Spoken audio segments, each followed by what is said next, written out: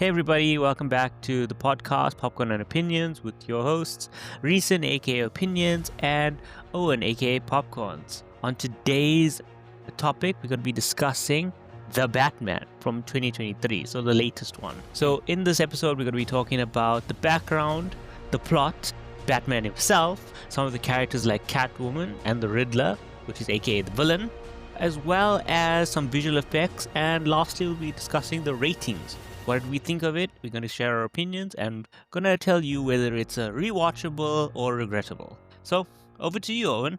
Let's go. Yeah, it was a good movie. I enjoyed the eeriness, and that's where I want to jump in with this background. The eeriness, the whole mood that was created from the start of this movie, it gave Batman. And it gave this I am vengeance, that typical saying of Batman, so amazing. We start the movie off strong with a vigilante group. Not a vigilante group, I'd say, but a group of people making a fuss, trying to beat some guy up, but Batman steps in and they ask, "Who are you?"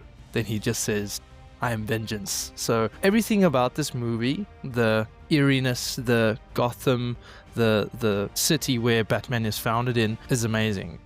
It creates the perfect image of what a Batman movie should be. Oh yeah, 100%. Like, I absolutely agree with that. Like, I liked that Gotham was very dark, gloomy, very, how can I say, a city being swallowed in on its own corruption sort of thing. It's like, it's not a place you want to live at. It's very survival of the fittest sort of thing. It's like a dog-eat-dog world. Like, it was very, it captured the darkness of Batman.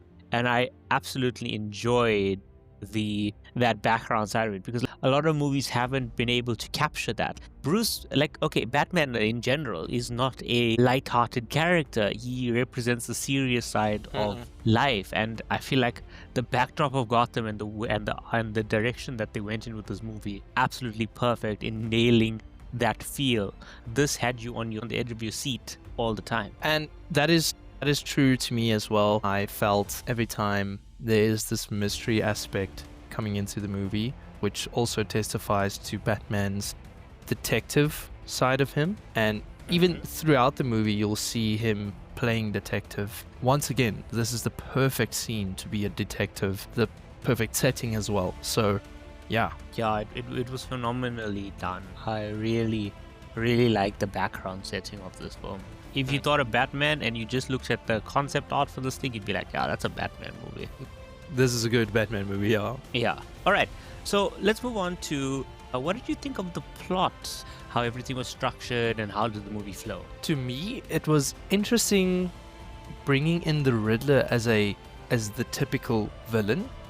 Or not the typical villain, the villain in this story. It was magnificently done. Once again, testifying to Batman's detective sides, him going through all these leads, these clues, getting to the point of what is the motion of this villain, what is happening, what is his driving factor, and what is his grand scheme of it. So it was amazing. It was well written, I'd say, and taking into account how these characters were written themselves, it was good. There was a few notes that we'll jump into those a bit later, but it was magnificently written. Okay. Well, in terms of the plot, what I felt was this is going to be a common theme that I'm going to be saying about this movie. It's this movie, the plot was so good in terms of it's such a slow burn, but because it's Batman, it works. It's like there's no if you had to look at the Superman movie, like it was a lot of fast-paced things, right? Versus in this movie, it's all about detective work, being slow, methodical, planning, all of those things. That is Batman. If you look at Superman, it's more like fun, action, and adventure. That's Superman. But now you can't do that with Batman. Batman is very prepped, very methodical, very all of those things. It's patience, I would say. It's you never know what's the next move, and you're hooked onto your seats every time you're watching. And think about it. It's a 2 hour. It's like nearly 3 hours. So they did very well in terms of the pacing of it. which was really good. And that's the one thing I have to say when preparing again for this movie. I looked at that timestamp. I was like, 3 hours. So yeah, that is a bit tough.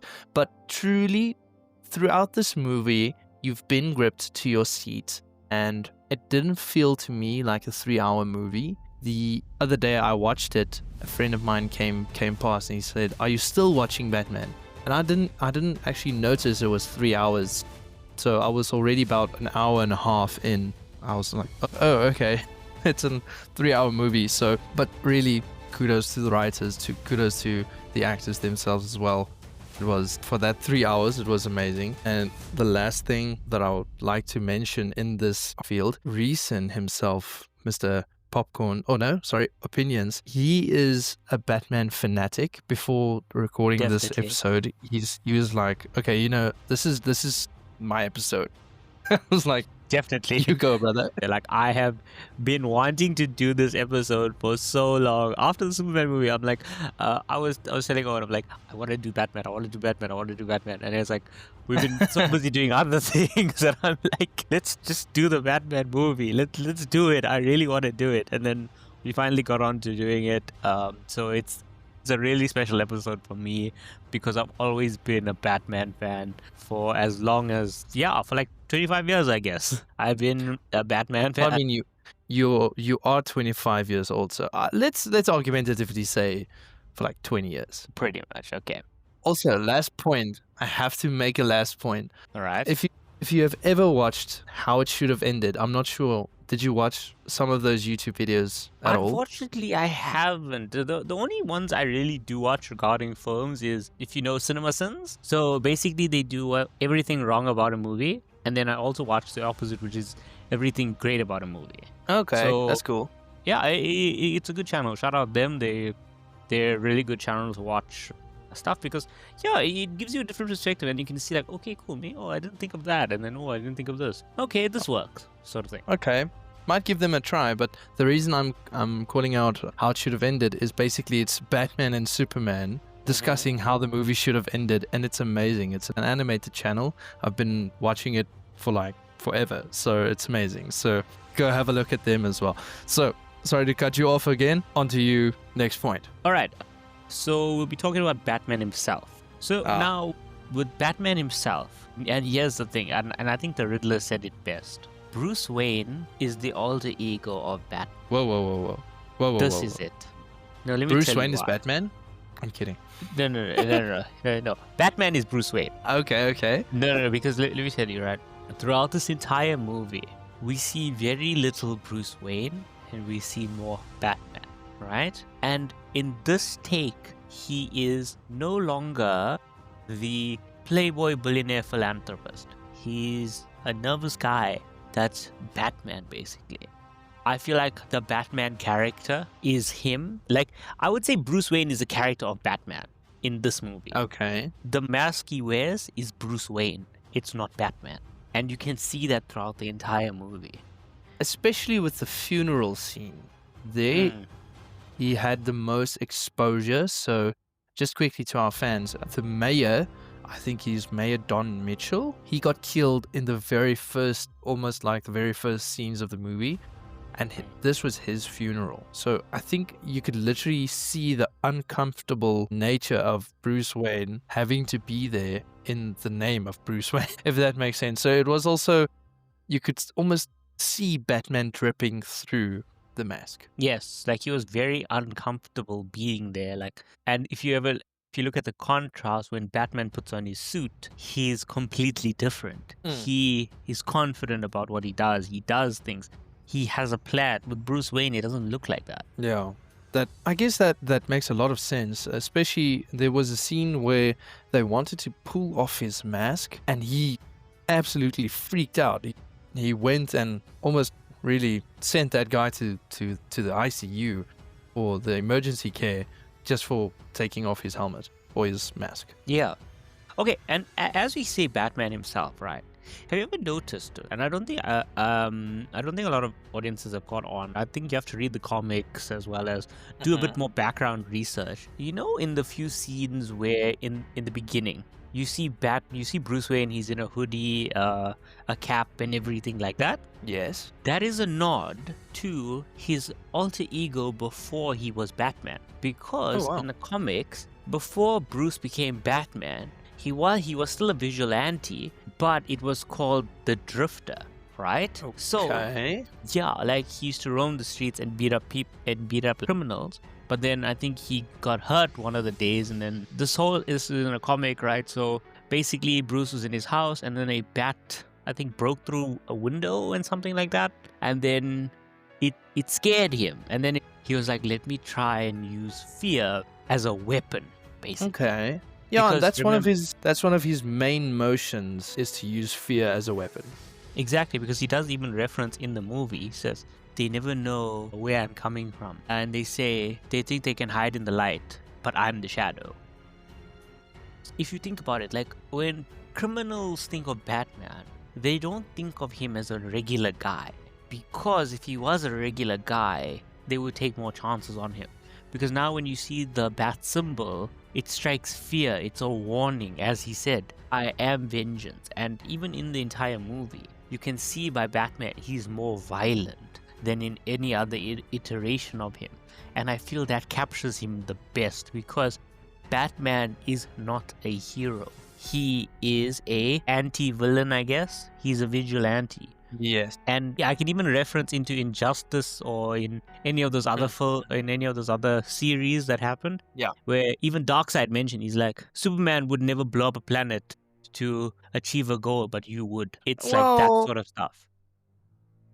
Okay, well, that's the part of the Injustice series, which is, it's almost like the mirror image of what we know the characters to be as. So, to take, for example, the Injustice version of Superman literally creates this whole army to go and defeat evil before it's even thought of. So, we can perhaps do an Injustice series, because I realize now this isn't the first time we mentioned Injustice. So I think we should put a pin in this one to make like a whole new episode somewhere in the future, because there's some good content I see into this. A point I previously wanted to make about Batman's character.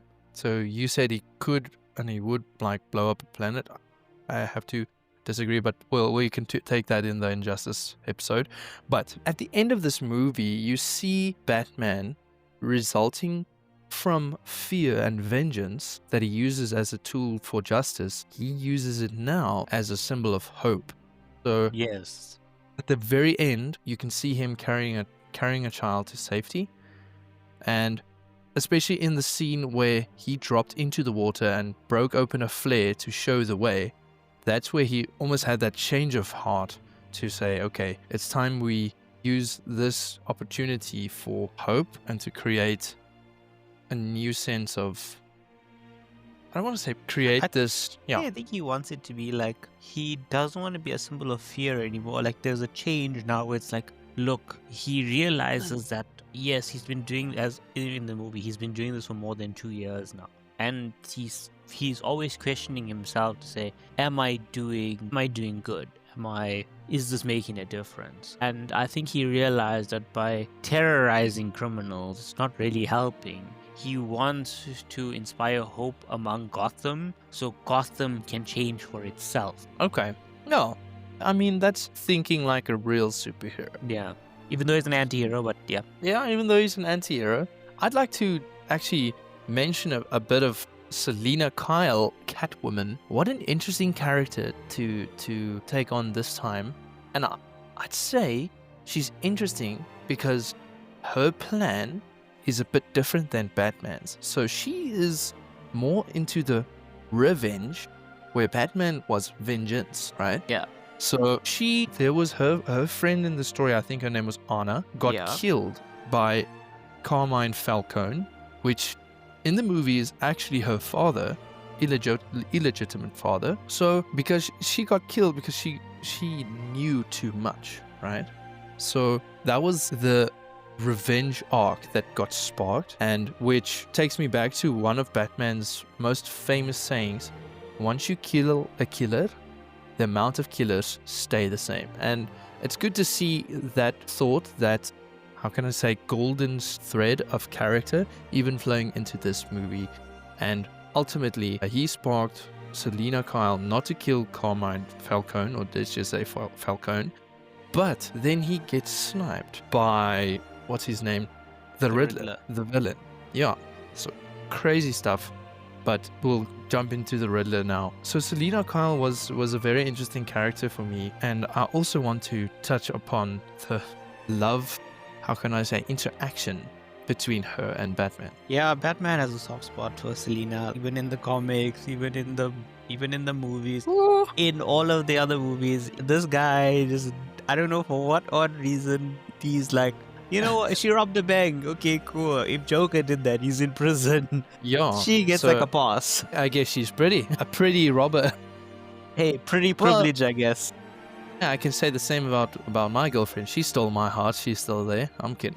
So, but the one thing that I think Batman just, even in the comics, he just keeps her along because she keeps him on his toes, I think. I would say it's more like I would say like in terms of that's actually quite interesting. I feel like at first he uses her as a tool in terms of like infiltrating the club and stuff like that. And then I think from then on he starts developing feelings. But I still think that he is more concerned about Gotham than he is about her, because even towards the end she's like, we can leave, and then he's like, no, I can't. Yeah, which was interesting for me, and I'm actually happy he stayed, because it resembles. Because he's not a simp. Yeah, he's not a simp. He's actually, his last message, to quote, I actually got it on a piece of paper here. Vengeance won't change the past. People need to know someone's out there for them. So that's why he said, I'm not coming with you, because there's somebody necessary to be here, Gotham.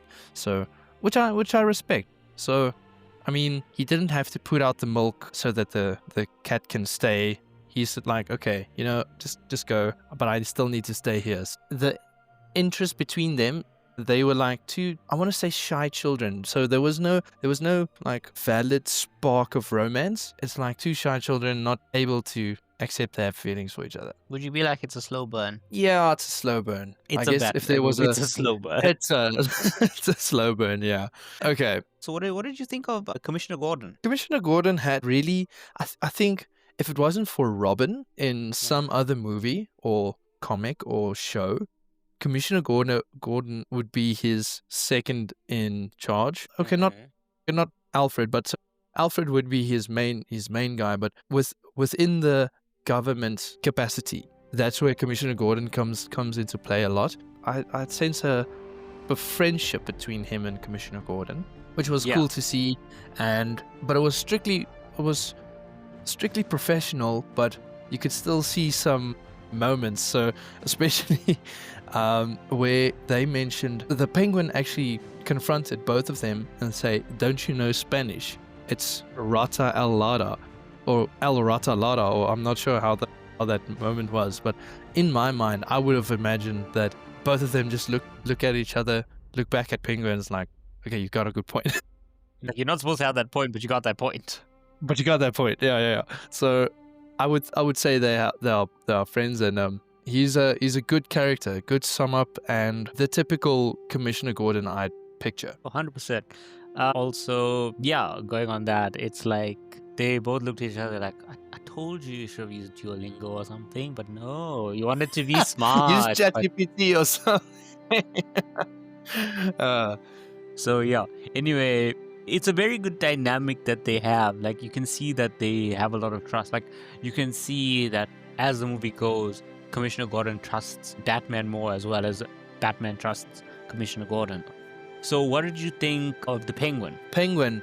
So actually, the Penguin was so good they actually gave him a spin-off series from the side. So Colin Farrell really gave that iconic feel to Penguin as well. So I grew up watching the Batman comics.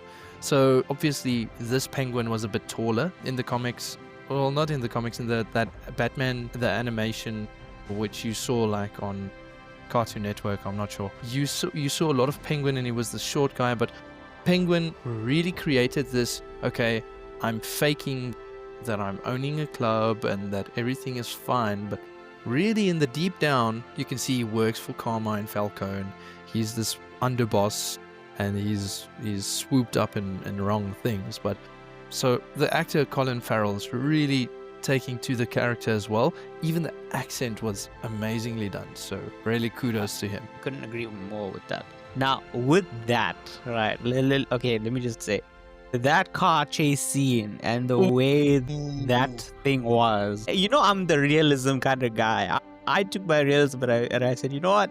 For this movie, there's no such thing as realism. That scene was just too good. Wow, you didn't say that about the F1 movie, did you? This is Batman. There's a difference. So anyway, in this movie, it was, and I love the way like the Penguin was gloating midway through that entire thing. He's like, yeah, I got him. Oh, you can't do anything. And then you just check the car cover and it's like, oh man, you're still here. Yeah. Like, why? But whilst we're there at that point, what do you think about the Batmobile / Charger for a car? I loved it. Really? Because it's realistic, because you can do that. You can buy a car like that. I mean, okay, you can buy a car and then modify it to be like that. Like, there is some realism in that. To the backside. Yeah. Exactly. So, I have to say the car was a bit well, it was realistic, yes. But I longed for that Batman iconic car. Don't get me started to what was it? The Batman of Christian Bale's car? Oh, that you was mean a the good Tumbler? car. Yeah, I think it's the Tumbler. I'm not sure. Yeah, it's Tumblr. That was a good car. Just on the sideline, I'm gonna spoil something just quickly. That Batman series, that wasn't good for me at all. I didn't like it. Oh, wait, are you talking about the Batman trilogy? Yeah, especially with the one with Anne Hathaway being Catwoman. That was dog water. I'm sorry. Heresy. I'm sorry. That was a heresy. Purge the heretics. So if you fans don't know, Reeson is an absolute Warhammer fan. Yes. So we'll get to that in another episode. But yeah, anyways, so just getting back to the Batmobile.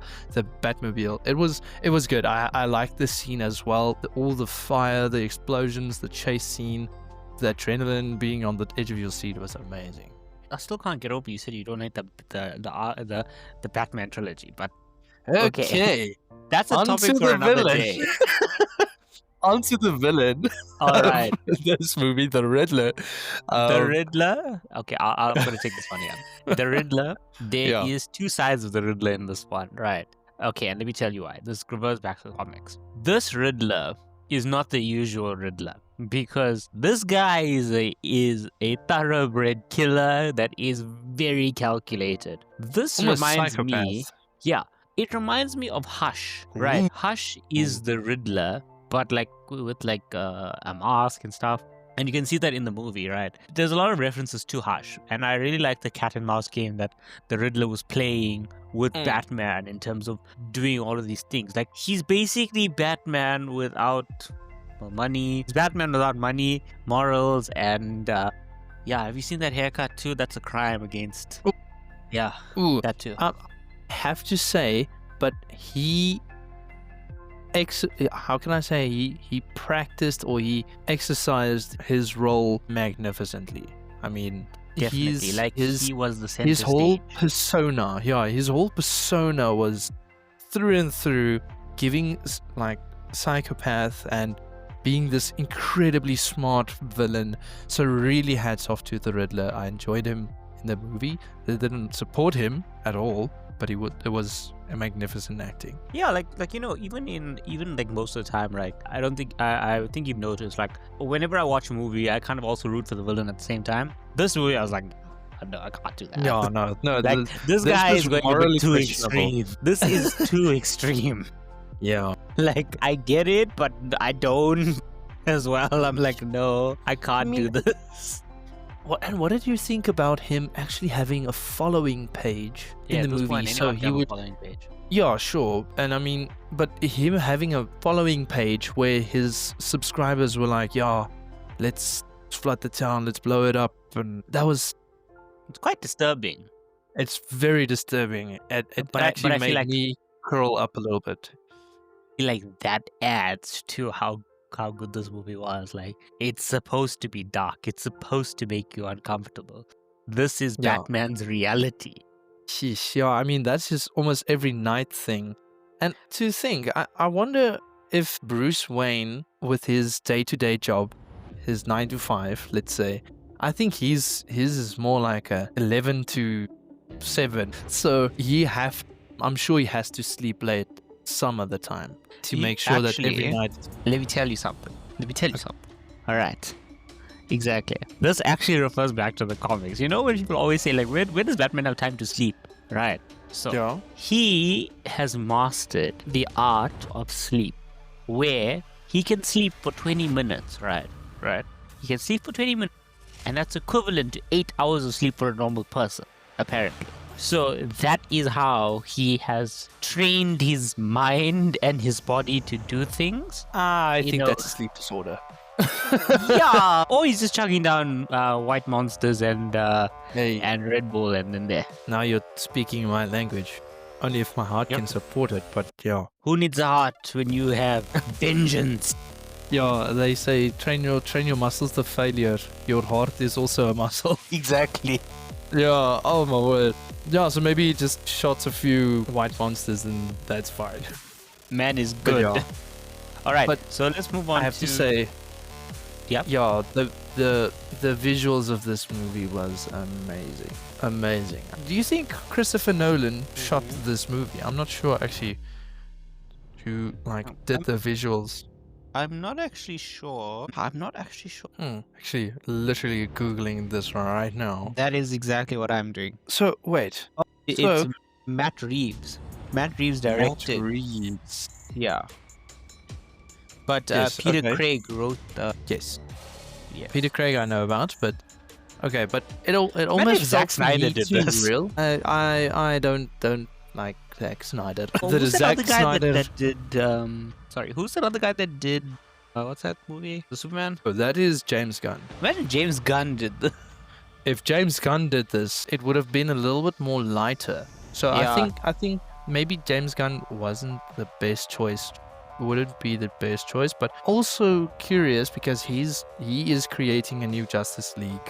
Okay, but that's on a different point. But the visuals of this movie, what did you think of it? Absolutely phenomenal. Captured Okay. Gotham the way it needed to be. Captured the tone of the movie, as well as nothing was overdone, but everything was subtly grim. So yes, that is true. That is totally true. I think a movie is definitely given through its visuals, and if the visuals aren't correct, the story can be as great as ever could be. But if the visuals aren't nice, the whole movie is a waste. So it's hard to encapsulate that feeling. Luckily, this movie did. I just have one burning point that I really want to make, and I don't think I can wait till the ratings to say this. Do you feel this movie could have been a series? Yes.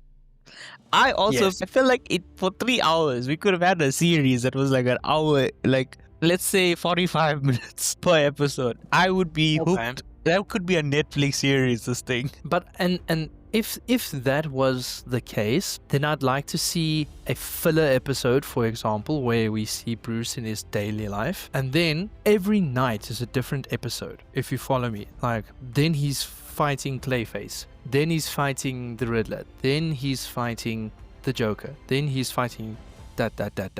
Does that make sense? Yeah, I think maybe with this movie, this is the movie, and then from there have like a spin-off Batman like series sort of thing, or like, you know how they have the Penguin, but then have features of Batman in there, but Batman isn't the main character sort of thing. So like, Yeah. so it still brings in the continuity of the universe, but still has some reference. You know what I mean? Yeah, I get you. Yeah, I get you definitely. But I have to then ask you as well, would you think this Robert Pattinson Batman would be fit for all that roles? Yeah, because at the end of the day, remember, if we're talking about the spin-offs where, like, if Batman were to appear in the Penguin, right? This is still the Penguin's series. It's not dealing with Bruce Wayne. It's dealing with Batman, because Bruce Wayne and Penguin won't be dealing with each other. But if you had to make a series where it's focused on Batman, then I don't think it would work. Sort of thing. Like I just felt like because it was so long, yes, Like, it is a slow burner. You have to be invested in it. But like, I feel like it could have been a series sort of, it could have been in a series style sort of thing. Yeah, and I think that would have been a good shout. Hey, I thought that the movie was a bit long for myself as well, and I'm a serial movie watcher, really. I mean that's why we're doing this whole thing. Exactly. But yeah, so sometimes a movie can get a bit long. This movie didn't feel long, but it takes a lot of time. It's a slow burner. Yeah, I think you say it best. Yeah. All right. So now, last but not least, what did you rate the movie? I would say the movie was, to me, a 7.5. It was a good Batman. In a way, I didn't like the Bruce Wayne scenes too much. I think he could have been a bit more. He could have had a little bit more of charm, a little bit more of showiness in that case. Well, not showiness per se, but you get what I mean. But through and through, it was a good movie. I saw everything I needed to see of Batman. I saw his detective intelligence, and I saw him fighting. I saw him being ruthless. I saw him going from vengeance to hope. I saw his flying suit, which was amazing. And yeah, I've seen everything I needed to see. But unfortunately, the Bruce Wayne scene was a little bit like weighing it down for me a bit. But ultimately, in all the growing up with Batman type spiel that I have, I always saw this balance, so which I longed for in this movie. What I would think is, from my perspective, how I would rate this movie is a absolute 10 out of 10 masterpiece of a film. Okay. Because it captures Batman in exactly the right light, aka because there is no light, right? Okay. Cool. Yeah. He is brutal, he is violent, he does with any means necessary, but still keeps his moral code of I cannot kill. Yeah. It's a slow-paced movie that is very calculated and very crafted. So perfect to Batman, that is the epitome of him. His relationships with characters. He doesn't give a lot of things away. He's very shielded in terms of like his emotions, all of these things. And you can see how he interacts with people. He doesn't just give them trust, he builds it with them, but there's still a gap, if you can picture that. Okay. I would say this movie is phenomenal from every single aspect. And yeah, the only thing is it's a bit long, but you know what, if you really want a great movie, I mean, Batman is the thing. So, Owen, final point. Is it a regrettable or rewatchable? Rewatchable 100%. I enjoyed it, and I'm assuming you'd say the same. I'm gonna say it's a rewatchable, but you can't watch it all the time. You gotta watch it like when you have time. When you have time, right? In October as well, because of Halloween, because it's based in on the thing of Halloween. So there's that, which is great. I'd say watch it where you have. I would say if you want to do it, watch it every 6 months or 1 year. You know why? Because when you can't watch this, it's not a movie you often watch because it's 3 hours, right? But watch it on like an occasion where it's like, you know what, I want to sit down, I want to watch this movie, I want to relive it. Those are times, because then you will find it even more special. And I always say like a year and watch it again, because then you'll be like, okay, cool. It's not like you're watching it all the time. Like I can watch John Wick like all the time. Okay. You can't watch this movie all the time. Perhaps we do John Wick next. You know what, audience? If you want us to do John Wick next, if you want us to do John Wick 1, 2, and 3, do the entire trilogy or just one episode, we can do that. You just let us know what you think, and yeah, put it down in the comments. We are more than happy to take suggestions, because at the end of the day, this is what did you call it, Owen? This is a audience-driven thing. Yes, so this podcast is community driven. So yes, it's surrounded around you guys. I started to create our own Discord. So there you can interact with us, both Reese and I, directly. You can also give suggestions. You can actually have a little bit of a chat with us over a voice channel. And at some occasional times, we'll play some video games. So we'll be in touch over there directly. So that's how you can keep the communication line. And if you have any suggestions and anything like that, make sure drop it down in the comments, like, subscribe, and yeah, have a great time. And follow us wherever you get your podcasts. Hey, that sounds like a good idea. All right, cheers, guys. Have a great Bye. day. Till I'm the Batman. next one. He is Batman. I had to do it. It was just there. I had to. Okay. Bye, guys.